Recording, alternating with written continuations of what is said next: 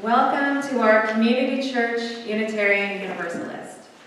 I am Alicia, your worship associate, and it is a joy to be with you here today. So who are we as Community Church?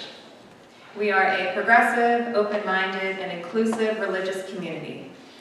We welcome all who are on a spiritual search for truth and meaning. Ours is faith in action as we do the work of social justice and elevate compassion in our quest to live ethically, recognizing the inherent worth and dignity of every being. You can look to your weekly email for announcements. I'm very happy to announce that we have a guest in our pulpit today, Tania Nyman. Tania is an amazing community advocate from Baton Rouge. She's also a member of the Preacher Pack series, where we've started inviting members of the Unitarian Church of Baton Rouge who have been working on these sermons in a class and bringing them to the pulpit here at CCUU. So please welcome Tania.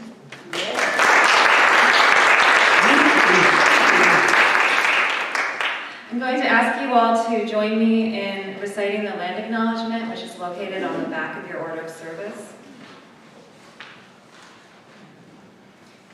We acknowledge and pay tribute to the original inhabitants of this land. The city of New Orleans is a continuation of an indigenous trade route on the Mississippi River, known for thousands of years as Rouge. Tribes that have lived on this land include the Baton, the Natchez, the Choctaw, the Chickasaw, Homa, the Tunica, the Lassie, Atacama, among others. We recognize that as a result of broken trees and involuntary removals, Native Americans were often forced from their lands. We remember and pay respect to the communities impacted by these actions. Native peoples have lived on this land since time immemorial, and the resilient voices of Native Americans remain an inseparable part of our local culture. With gratitude and honor, we acknowledge the indigenous nations that have lived and continue to thrive here. Let us now prepare for worship with our chalice lighting. It is Community Church's custom to light a chalice, invoking hope and eternal truth in our worship. Please join us in singing "We Light This Flame" with the words printed in your order of service. We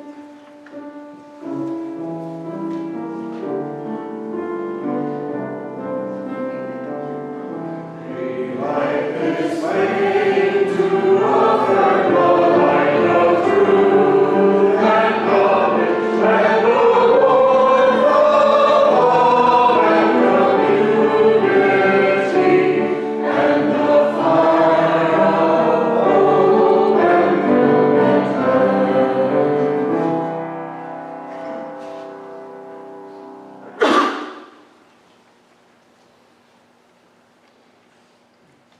Now is our sacred time of joys and sorrows. If you have a need to share with this community, whether it be expressing something that weighs heavy on your heart these days, or letting us know what reason there is to celebrate, if you are online, you can write your message in the chat box, or we also have cards. Do we have the cards here? This builds suspense, but we do have some cards coming if you would like to either add a joy or a sorrow to be written on the card and to be read out loud during after our musical interlude. So you may remain seated for our interlude, which is number 1009, which is in the teal hymnal, Meditation on Prayer.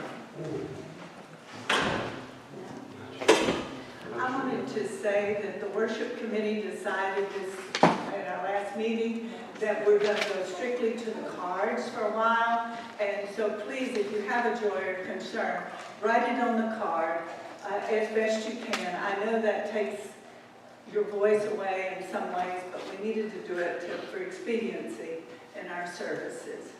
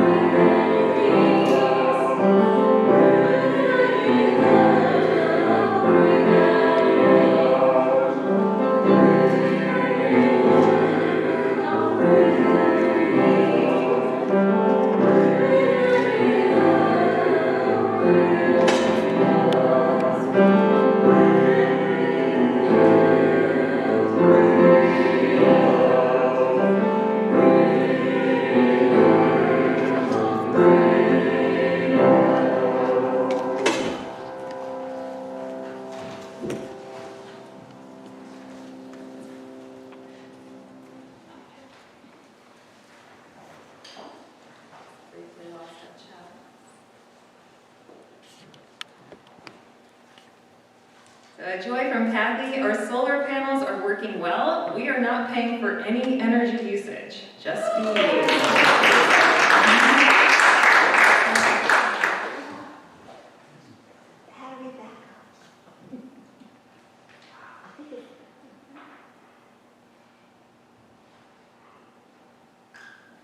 Pretend you didn't see that.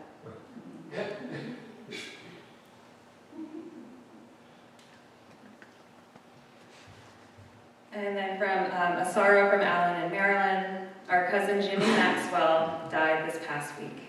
He left the world a better place than it would have been without him.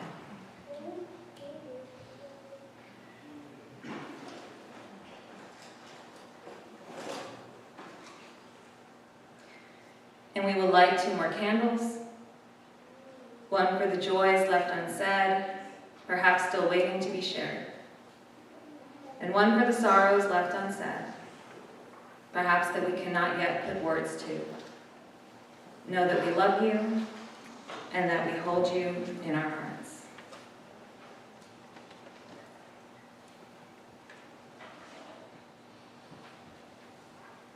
And our first reading today comes from the book of Luke, 18th chapter. It is the parable of the persistent widow.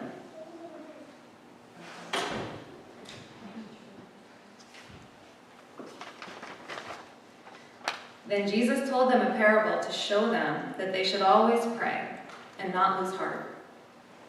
He said, "In a certain city there was a judge who neither feared God nor respected people. There was also a widow in that city who kept coming to him and saying, 'Give me justice against my adversary.' For a while he refused, but later on he said to himself, 'Though I neither fear God nor have regard for people, yet because this widow keeps on bothering me, I will give her justice, for in the end she will wear me out by her unending pleas.' And the Lord said, 'Listen to what the unrighteous judge says. Won't God give justice to his chosen ones who cry out to him day and night? Will he delay long to help them? I tell you, he will give them justice speedily. Nevertheless, when the Son of Man comes, will he find faith on earth?'"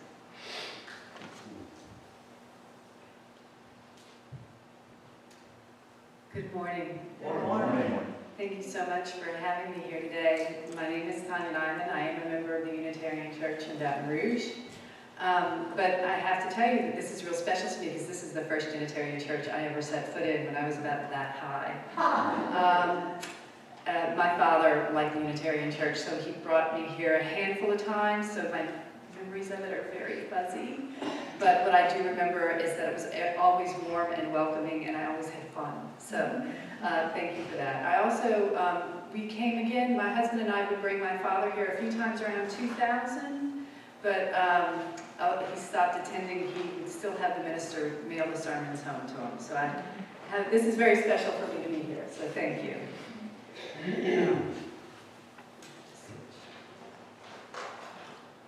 So part one is a sermon in St. James Parish. I first heard the parable of the persistent widow in the fall of 2019 at Mount Calvary Baptist Church in St. James Parish. The Poor People's Campaign was holding a mass meeting at the church as part of their We Must Do More tour. If you aren't familiar with the Poor People's Campaign, I strongly encourage you to learn about it. The original campaign was started by Martin Luther King Jr. in December of 1967, just a few months before he was assassinated. King brought together poor people from every race, Black, white, Native American, Mexican American, Puerto Rican. They came together to demand jobs, housing, health care, education, dignity. After King's assassination, the campaign continued, but it produced few policy changes and ended in the summer of 1968. In 2016, this effort was renewed by the Reverend William Barber III and Reverend Liz Theo Harris. You may know Reverend Barber for organizing Moral Mondays civil rights protests in North Carolina. For the Resurrected Poor People's Campaign, he and Reverend Theo Harris, his co-chair, have organized rallies and protests in a multitude of states. They've marched on Washington. They've made it possible for poor and low-income people to testify before Congress. They, along with hundreds of other supporters, have been arrested protesting for Medicaid expansion, union rights, voting rights, higher wages. I admire their work. In 2019, they came to Louisiana to participate in a march in partnership with the Coalition Against Death Alley, an alliance of grassroots organizations fighting for environmental justice, specifically opposing the proliferation of petrochemical plants in the river parishes, more often than not in historically Black communities. I couldn't make the march, but I was determined to attend the mass meeting held at Mount Calvary Baptist. So I drove down I-10, took the Sunshine Bridge across the Mississippi, and found the church where it fronted the levee. Mount Calvary is a small church. I was able to get a pretty good picture of Reverend Barber in the pulpit, Sharon Levine, the leader of Rise St. James, standing beside him. I didn't take a picture of Reverend Theo Harris, but it is her sermon about the parable of the persistent widow that has stayed with me. It is not surprising that Reverend Theo Harris draws upon this parable, and it's not surprising that it spoke to me. On the face of it, the widow is relentless in her fight for justice, and because she is relentless, the judge grants her request. Success. As someone who'd been involved in advocacy work for nearly a decade, I wholeheartedly understood the need to persist in the fight for justice. So the call to persist spoke to me. But I also appreciated the acknowledgement that the judge was not righteous or fair, that he did not care about God, a divine power, or other people. It was validating to me. How many times had I been frustrated and impatient with people, good people fighting in their own way for justice, because they could not fathom that a powerful person was immoral, lacked regard for God or other people. So they negotiate and compromise with them in good faith in their fight for justice. And then the good people would be bewildered when the powerful person or persons betrayed them, or dispirited when it was clear nothing would really change. In her sermon, Reverend Theo Harris spoke about the need for persistence and the judge's disregard for God and other people, and then she went on to address another aspect which really intrigued me. She discussed various translations of one key word or phrase in the passage. In the version that was read to you today, the judge says, "Because this widow keeps on bothering me, I will give her justice, or in the end, she will wear me out by her unending pleas." In the King James Version, it reads, lest by her continued coming, she weary me. In the Common English Bible, the judge says he grants the widow justice because otherwise there will be no end to her coming here and embarrassing me. The English Standard Version, so that she will not beat me down by her continual coming. In the New International Version, so that she will not attack me. Reverend Theo Harris explained that the translation of the original Greek is so that she won't punch me in the eye. Let me be clear, Reverend Theo Harris did not suggest that people needed to threaten those in positions of power with violence in order to get justice. She and Reverend Barber are unequivocally committed to nonviolent civil disobedience, sit-ins and marches, occupying buildings and filling roadways. And I think it's important to note that the widow does not threaten the judge with violence in any version, only that the judge fears she will become violent. That's a subtle but significant distinction.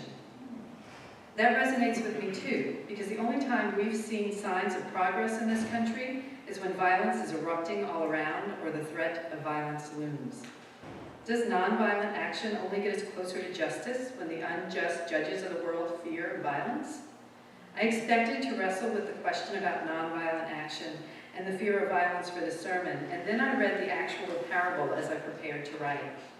And I was instead pulled towards another part of the passage.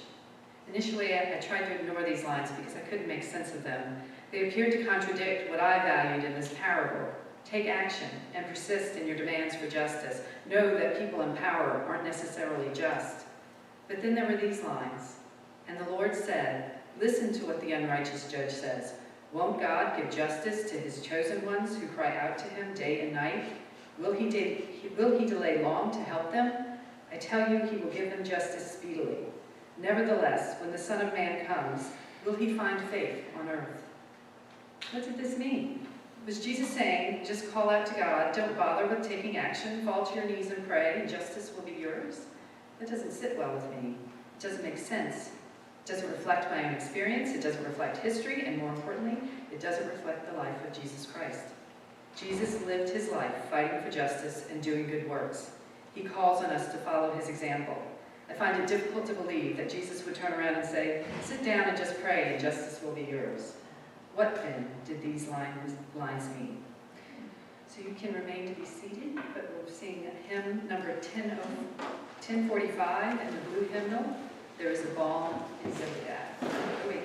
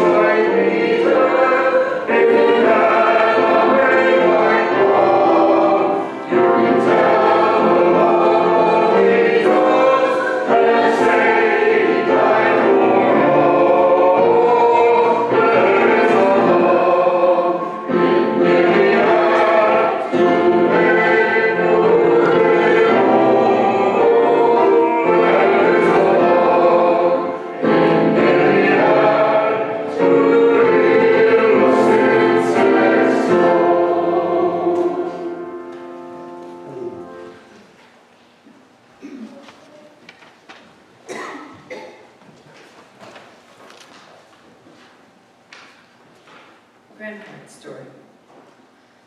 I never knew my maternal grandfather. He died when I was just under a year old. According to my mother, he had a 5th grade level education. This wasn't uncommon for poor Southern white people of my grandparents' generation. My grandmother had an 8th grade education. Many people today are unaware that compulsory education for children, even white children, wasn't guaranteed across the nation until 1918. Mississippi, the state where my grandparents were born and lived most of their lives, was the last state to adopt a compulsory education law. It wasn't enforced, and it was riddled with loopholes. Counties weren't required to build schools or make sure children could get to school, so if a child didn't live near a school, they weren't required to attend. And the Fair Labor Act, which prohibited child labor, wasn't enacted until 1938. If a child was needed to work to help support the family, then the child wasn't expected to go to school. My grandfather was only able to attend school intermittently until he was 14. That was the cutoff age for compulsory education back then. At 14, with a 5th grade level education, he was expected to work, which is what he did. After he met and married my grandmother, he found work in the shipyards in Pascagoula, Mississippi. It allowed him to provide for his family, but it wasn't especially lucrative. For much of my mother's childhood, they didn't have indoor plumbing. One house had a pump, another only a well. She was in middle school when they finally moved to a house with running water. The shipyards clearly didn't make my grandfather rich. They did expose him to asbestos. He died of emphysema when he was 59. My mother once spoke about how painful it was to just listen to him struggling to breathe as he lay dying. My grandmother received a settlement from the asbestos suit. She was not like the persistent widow in the parable wearying a judge. She was simply one of many beneficiaries of a class action lawsuit, one of many who were harmed. That there was a class action lawsuit and the judge ruled in the plaintiff's favor tells me that the owners and executives of the asbestos companies or the shipyards or both knew they were exposing their workers to a deadly substance. Those owners and executives had no regard for God. They had no regard for people. They cared more for profit. They didn't care that my grandfather was a man with a wife and 7 children. They didn't care that he was a Christian. They didn't care that he was white. They knew he was poor and vulnerable, and he was poor and vulnerable because they and all the other unjust judges of the world made sure he was poor and vulnerable, so they didn't have to worry about exposing him to a deadly substance so they could profit. My grandmother was 54 when my grandfather died, younger than I am now. My mother and most of her siblings were out of the house, but my grandmother still had 1 son at home. I am sure the settlement helped keep a roof over their heads and food on the table, but I'll be damned if I call that justice. What would justice look like? It would start with a society that didn't revere those who care more about profit than they do people. We would not hold in esteem those who help design and maintain systems that keep whole swaths of people poor and vulnerable so they can be exploited for profit. A system that then praises those with the wealth and power for how much money they make. Look at how much wealth they've accumulated for themselves, their companies, their shareholders. Pay no attention to the poor and suffering behind the curtain and spreadsheets. And if you're not wealthy and powerful, pay no attention to the way in which you must subvert your own moral compass to survive in this system. Turn a blind eye, harden your heart, believe the myth of the meritocracy. What would justice look like? I'm not entirely sure, but I know this ain't it. You may remain seated while we sing verses 1 and 2 of hymn number 70, We Are a Gentle, Angry People.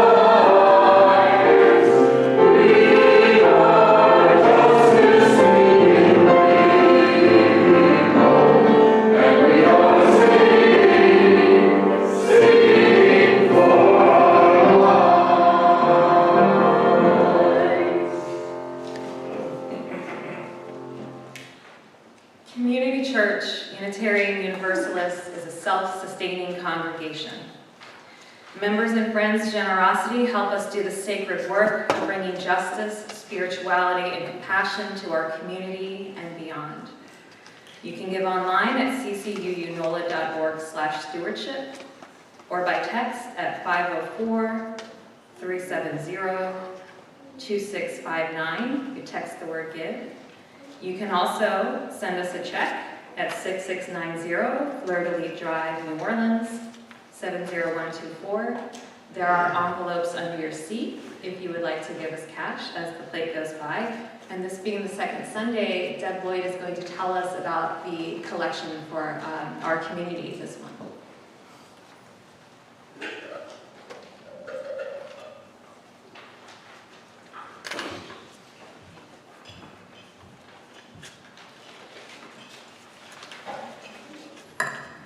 Good morning. We have a lovely synchronicity. We chose this charity about 3 or 4 months ago. So our March Share the Plate charity is the Deep South Center for Environmental Justice. This New Orleans-based organization was founded in 1992 by Dr. Beverly Wright, who has a PhD in sociology. She's an advocate for environmental justice, an author and civic leader, and she continues to be the leader to this day over 30 years. The Deep South Center collaborates with community environmental groups and universities. It is a powerful resource for environmental justice research, education, and health and safety training for environmental careers. Another important goal is to develop leaders in communities of color in Cancer Alley and the broader Gulf South region. We know these communities are disproportionately harmed by pollution and are more vulnerable to climate-induced disasters. One current example of its work is assisting disadvantaged communities in obtaining grants through President Biden's Justice 40 initiative. The goal is that 40% of federal funding for climate and clean energy projects go to these communities. Deep South is educating and training these citizens to write grants, complete needed paperwork, or whatever is needed to receive these federal funds. So please consider donating to this amazing organization. It does great work. Thank you. Can remain seated for hymn number 108, My Life Flows On, an endless song. For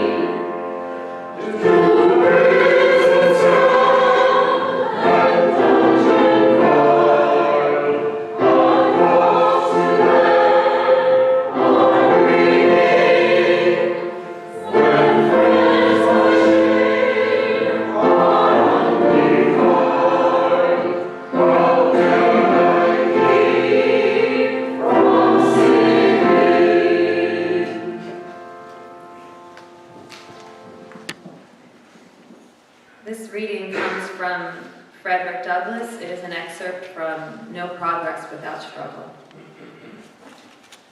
If there is no struggle, there is no progress.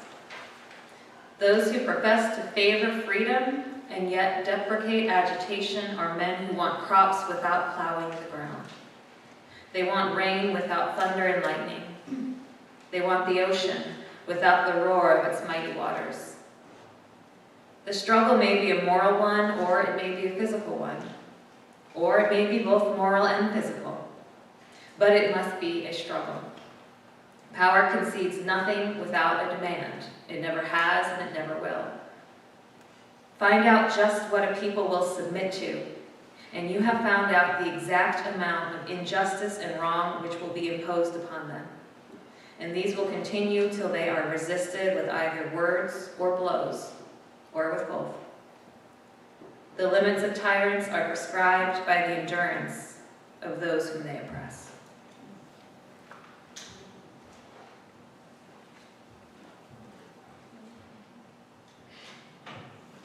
Lessons from history. I've been involved in advocacy work for more than 10 years, and from the beginning, that work has been grounded in research. One of the most dispiriting lessons I eventually learned was that very often what appeared to be a significant leap forward in the march towards justice continued the injustice, or contained the seeds for a new insidious injustice to take root. It seems our sense of progress is often an illusion. There are many examples of this. One of the best known and most straightforward ones is the 13th Amendment, which ostensibly abolished slavery. By now, most of us are aware that the 13th Amendment contains the exception clause, which allows slavery and involuntary servitude as punishment for a crime. That means, as Brian Stevenson, the author of Just Mercy, puts it, slavery didn't end, it evolved, it just evolved. Another example is that of the federal public housing program begun as part of President Franklin Roosevelt's New Deal in the 1930s. That program was created to provide housing to working and middle-class families who couldn't find housing near urban centers and manufacturing hubs due to a national shortage. Initially, the program was intended to primarily benefit white families, but under the leadership of Harold Ickes, a liberal spokesman dedicated to racial equality, the program also benefited African Americans. Thanks to Ickes, African Americans occupied 1/3 of the units created under this program. It was one of the first government programs to address the housing needs of African Americans, but Ickes didn't require the developments to be integrated, so it also became a means of entrenching racial segregation in areas already segregated and expanding segregation to areas that were not. According to Richard Rothstein, the author of The Color of Law, the program not only expanded and entrenched segregation, it increased the population density in African American neighborhoods, turning those neighborhoods into slums. Maybe President Lincoln and his allies didn't recognize how the exception clause would be used to continue slavery. Or maybe they believed it was necessary to compromise with slaveholders in order to get the 13th Amendment ratified, and its ratification would get us one step closer to justice. Maybe Ickes believed it was better to compromise with segregationists and allow public housing to be segregated in order to procure some benefits for African Americans. Maybe he believed that segregated government housing, as opposed to no government housing, was one step closer to justice. Such compromises are often defended as necessary to propel us on an incremental march towards justice. Don't let the perfect be the enemy of the good, so the saying goes. But what if such compromises are not incremental steps towards justice, but obstacles? Do they not reveal a tragic loss of faith in our ability to bring about real justice, divine justice? Does the persistent widow compromise with the unjust judge in her fight for justice? No. Why would she ask someone who does not fear God or care about people to tell her what justice is? From the parable, we learn that the unjust judges, the tyrants, those who have no regard for people, will never grant justice on their own accord. They will only do so if they are afraid or ashamed. And from history, we learn that if they are willing to compromise, the compromise is likely to ensure the injustice will continue, if not make matters worse. The persistent widow has faith in her concept of justice, and she demands the unrighteous judge give her that justice. Her persistence is in her relentless fight and in her faith in what justice is. She does not compromise with someone who does not value justice. Should we?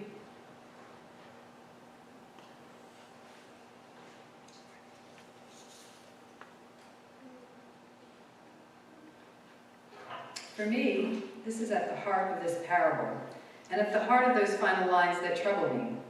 Faith. In those lines, Jesus declares that God will grant justice speedily to those who cry out to him. His final question implies we should have faith in that. Do I have that faith? Even if I rephrase it to ask whether I have faith that justice will be granted to those who fight for it, I cannot say that I unequivocally do.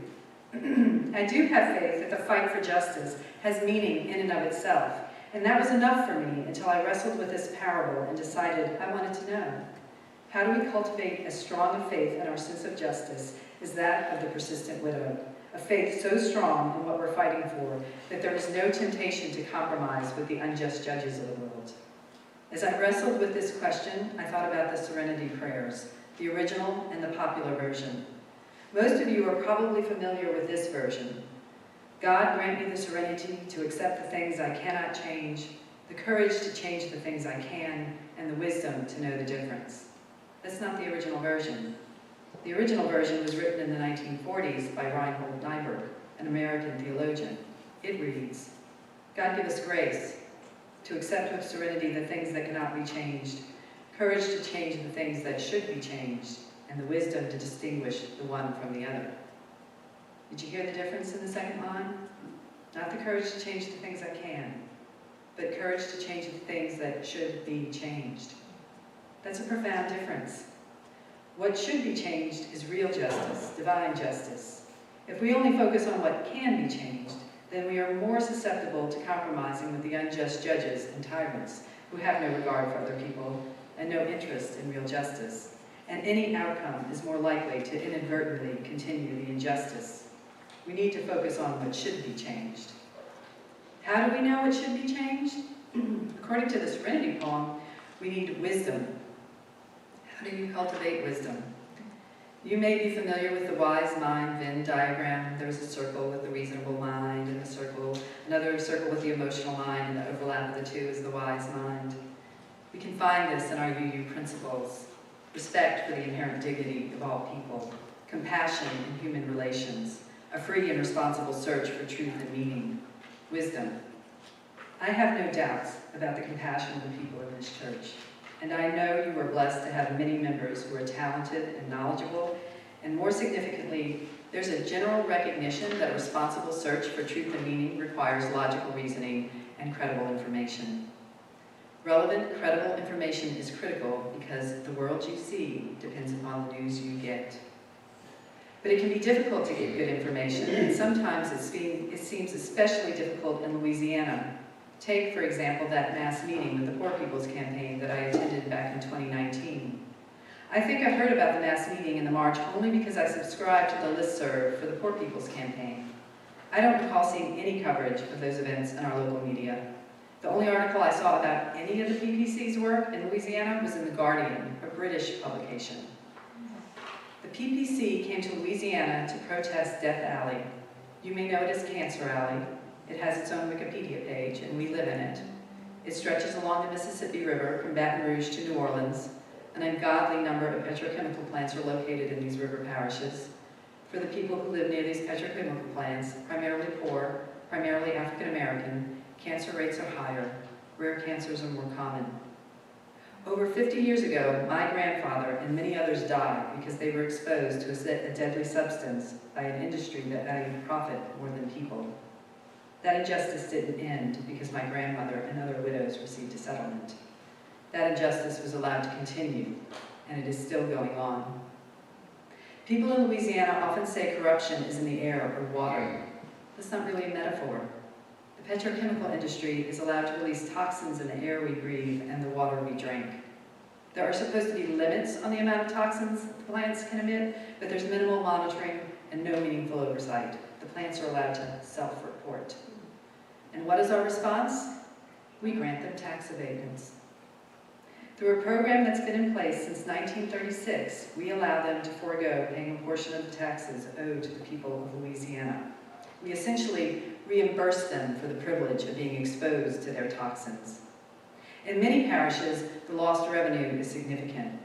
According to a report by the Louisiana Legislative Auditor, in 2021, ITEP cost local governments in Louisiana nearly $1.5 billion in tax revenue. It's probably no surprise that the parishes in Cancer Alley are near the top of the list for those which lost the most to ITEP. Orleans is one of the parishes. It's number 10 on the list. It lost almost $14 million to ITEP in that 1 year. St. James may be the most widely recognized parish in Cancer Alley. It's number 6 on the list. In 2021, ITEP cost St. James over $40 million. St. Charles Parish, number 4, lost nearly $120 million. Calcasieu, number 2, over $270 million. Cameron Parish, number 1 on the list, lost nearly $705 million to ITEP in 2021. Louisiana is not the only state with an industrial tax exemption program, but Louisiana is the only state to subject its public schools to such tax abatements.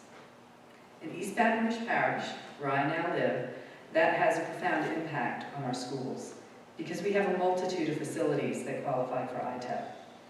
Last year alone, the parish lost nearly $27 million to ITEP, mostly to chemical manufacturers.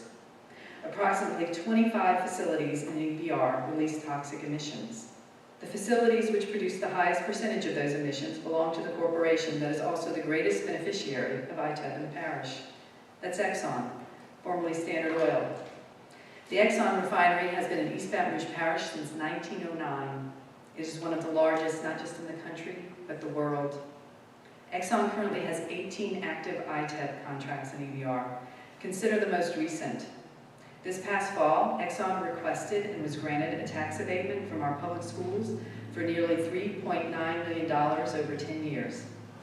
That may sound like a lot of money to most of us, and make no mistake, that amount of money would be meaningful to EBR public schools and the children in those schools. 76% of the children in East Baton Rouge public schools live in poverty. Like many parishes in Louisiana, we as a community have never fulfilled our responsibility to provide a quality education to all children, regardless of race or socioeconomic background. So that money is meaningful to our community's ability to fulfill that responsibility to our schools and the children in our parish. But to Exxon?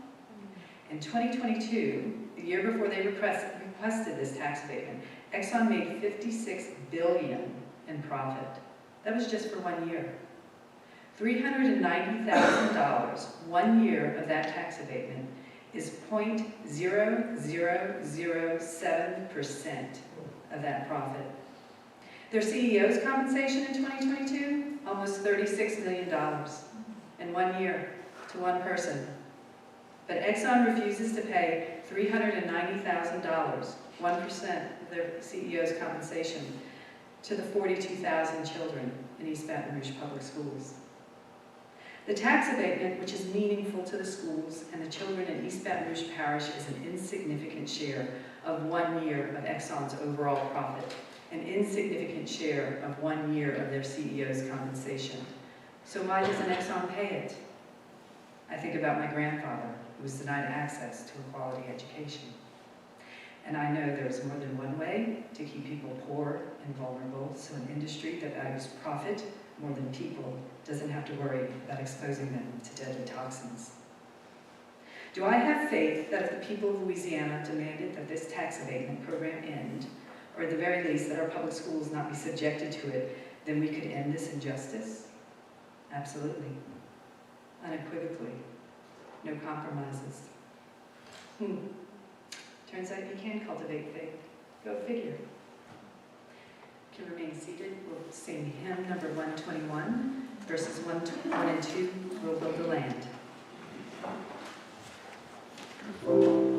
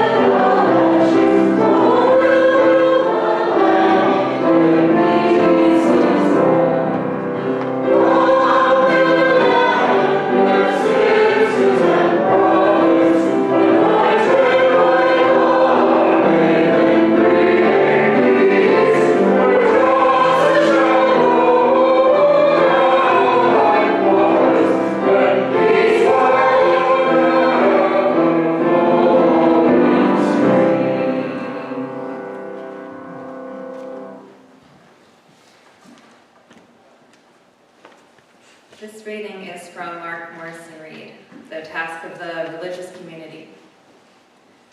The central task of the religious community is to unveil the bonds that bind each to all.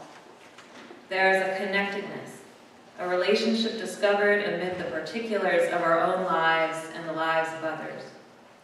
Once felt, it inspires us to act for justice. It is the church that assures us that we are not struggling for justice on our own, but as members of a larger community. The religious community is essential, for alone our vision is too narrow to see all that must be seen, and our strength too limited to do all that must be done. Together, our vision widens and our strength is renewed.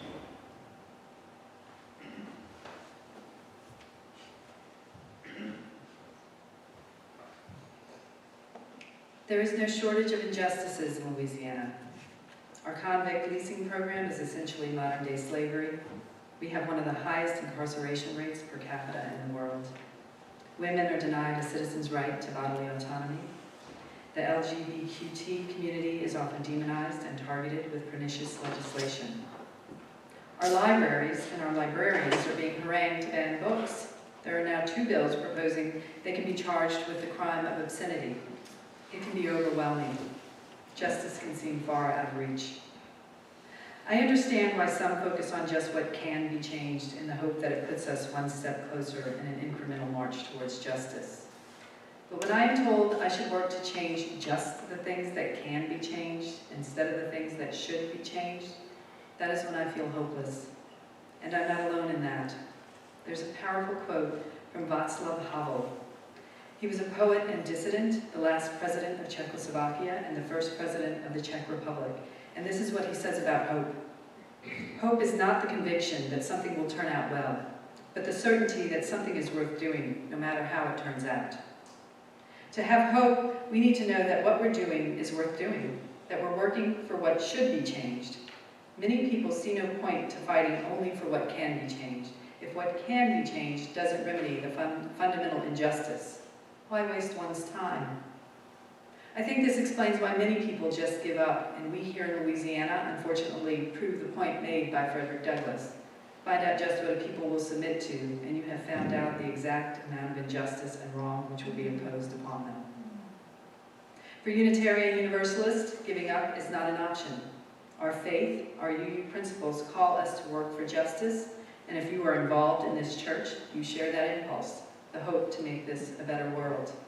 By just being here, you are already working for justice. We are each called to engage in this work differently, and how we are called is bound to evolve over time. So for some of us, the fight for justice may be to simply keep a roof over our heads and food on our tables. That is a primal fight for justice, especially in Louisiana, a state that is designed to keep whole swaths of us poor and vulnerable. For those of us who have a roof and food, we are called to do more, but again, how we are called to do that work is different for each of us.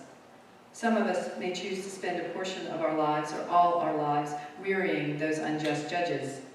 Some of us may be called to volunteer to help those who suffer as a result of systemic injustices.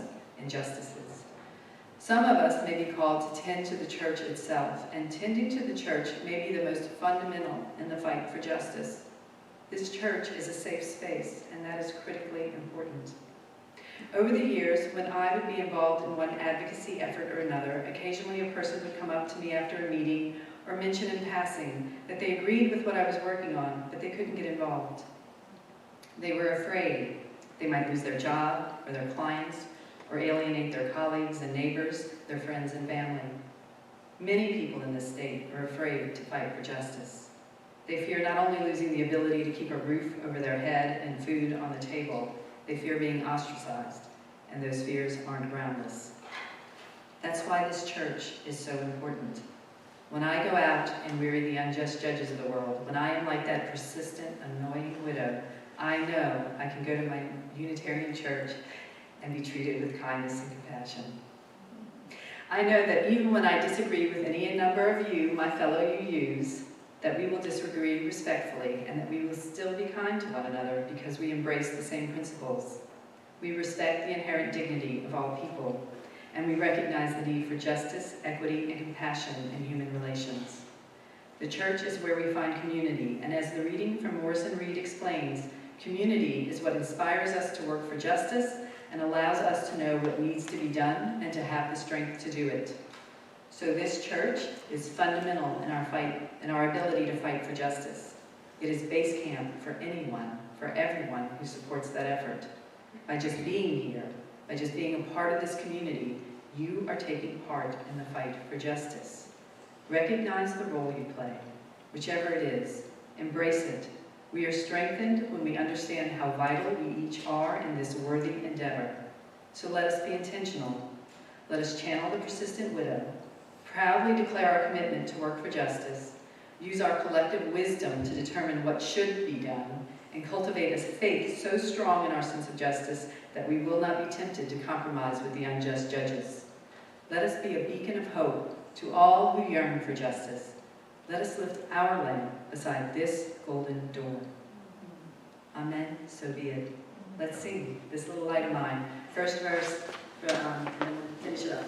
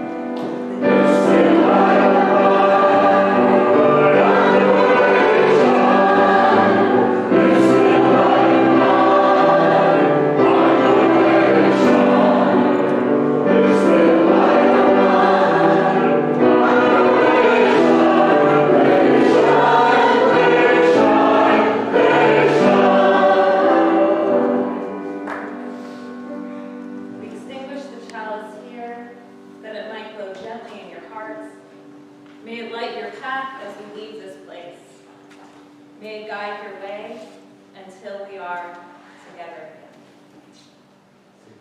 again. 5, 6, 7, 8.